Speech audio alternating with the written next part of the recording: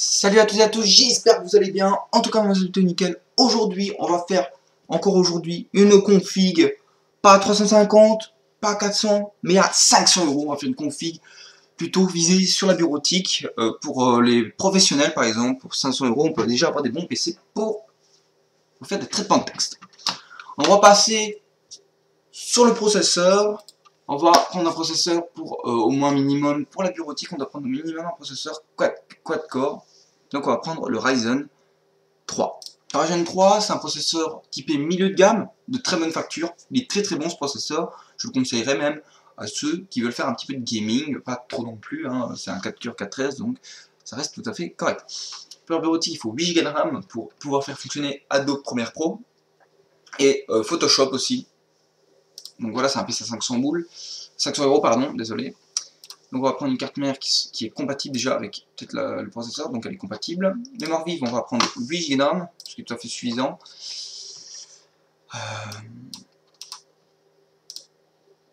Tant que c'est compatible avec le... Voilà, on va prendre une Corsair 2400 MHz, donc elle reste tout à fait correcte.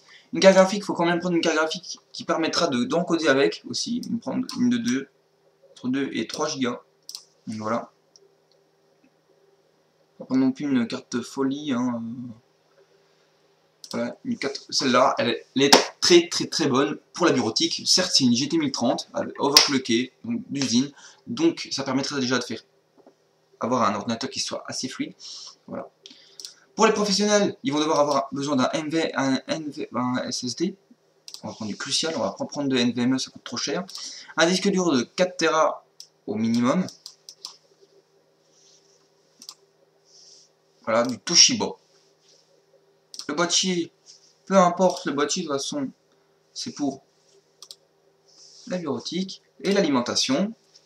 On va prendre une alimentation de 400 watts, qui est tout à fait suffisante pour ce PC.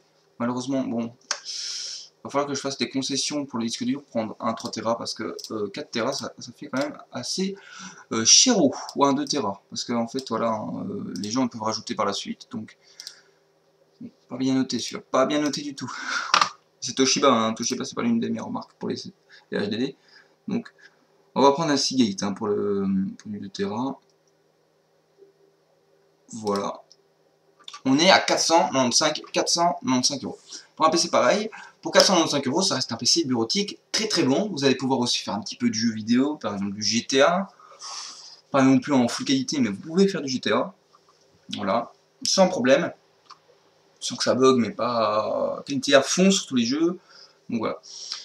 Ce PC là, je le recommande, même moi je pourrais même me l'acheter quand j'aurai l'argent bien évidemment. J'ai mon PC qui fonctionne très bien, j'ai un i5 2310, comme j'ai dit dans la dernière vidéo, une GT 520, une très vieille carte graphique, elle fait du bruit, je sais pas si on l'entend au micro, je ne pense pas normalement, voilà. C'est un PC HP, hein, monté complet, donc voilà.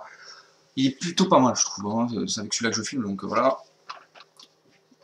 Voilà, pour les professionnels, ils vont surtout utiliser le port LAN, hein, ils vont pas utiliser la carte Wi-Fi, voilà, ils vont utiliser le port LAN qu'il y a sur la carte mère, donc il n'y a pas besoin de lecteur graveur, carte de son il n'y a pas besoin, carte réseau il n'y a pas besoin, à part s'ils ont besoin vraiment d'une carte réseau très bonne, voilà. Pour 495 euros, c'est un bon PC, on peut trouver peut-être moins cher sur Amazon, voilà, j'ai fait comme sur la dernière vidéo, on va toujours comparer la Amazon et LDLC pour voir si on n'a pas des PC. Mais on va mettre Megaport parce que c'est pas toujours le meilleur PC. Parce qu'une fois, j'ai trouvé un PC qui coûtait pas du cul, mais qui n'a pas de carte graphique. Donc, voilà. Donc on va essayer de trouver déjà la 400 1 Go. Vous voyez, ils mettent des Pentium Gold, 8 Go de RAM en DDR4, 240 SSD. Donc là déjà t'as pas de carte graphique, donc tu utilises la carte graphique du processeur. Ce que j'aurais pu faire moi, hein. Ce que j'aurais pu faire, ça aurait pas été débile. T'aurais pu mettre un mon truc, mais voilà, je pense que les gens, les professionnels, ils ont besoin d'utiliser directement une carte graphique Nvidia pour permettre, au lieu d'utiliser le processeur à fond et qui chauffe de trop. Donc voilà. Bon, j'ai pas vu le PC à un prix excessivement le même que le PC que j'ai fait, donc 319 celui-là il est bon aussi pour la bureautique, hein. Par contre t'as pas de carte graphique. Si t'as une carte graphique intégrée, pardon. Celle-là elle est bonne. 319 euros, c'est un PC pas pour la bureautique, mais plutôt pour faire un petit peu de jeu, un petit peu, hein. Voilà. Donc ce PC là reste quand même l'un des meilleurs et les plus abordables. Et si vous trouvez par exemple une alimentation d'occasion, tout, un disque dur, un SSD, une carte graphique et tout, ça vous coûtera entre 300 euros et 300 euros. Donc ça vous fera un total d'économiser à la place de faire sur le site de 195 euros et 58 centimes. Donc voilà, vous ferez des grosses promos. Par exemple, ce processeur, on peut déjà l'avoir d'occasion à 70 euros, donc une grosse réduc. Donc vraiment, acheter d'occasion, vous pouvez même descendre à 280 euros pour un PC pareil. Donc c'est déjà pas mal. Donc voilà. Donc ça reste quand même un PC de très bonne facture pour la bureautique. J'espère que cette vidéo sur la config à 500 euros vous a plu. J'en ai fait une à 350 euros, j'en ai fait une à 500, je vais en faire une sur la bureautique à 700.